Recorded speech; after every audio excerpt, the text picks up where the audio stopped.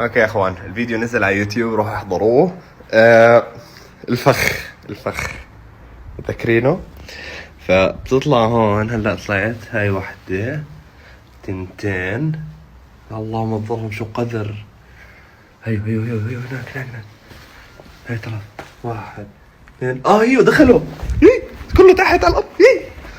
مقرفين.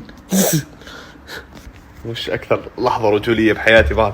بس اخوان مسكت بيجي 5 اخوان برو. بس ايش في حواليهم ناس بينقذوهم ما بعرف.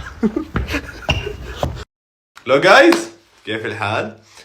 قبل يومين تقريبا عملت فيديو عن الزلازل، واجاني هجوم عشاني كذبت تقريبا كل المؤامرات اللي قاعدين بتطلع فيها. طيب حاليا المسجات عندي كلها ناس تبعت لي تويت لمنصة إخبارية عنا قاعدين بنزلوا شغلات بسندوها على البروفيسور الهولندي اللي هو حرفيا منجم.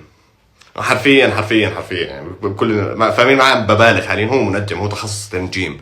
اوكي، علم الفلك كان يستعمل شو بسموها، الملاحة، يعرفوا المواسم ليزرعوا. اوكي، غير هيك تستعمل السماء عشان تقرر شو راح يصير، هذا تنجيم.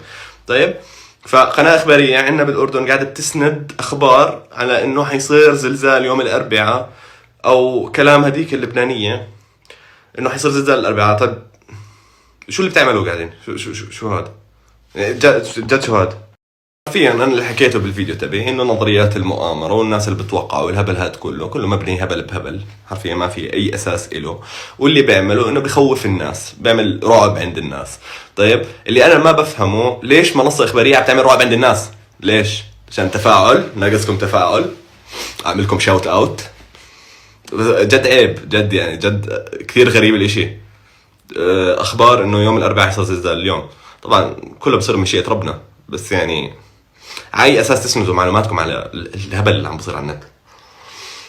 بس انا صار كثير تعبان، كثير صار لي هذا الاسبوع كله جد هيك شغل.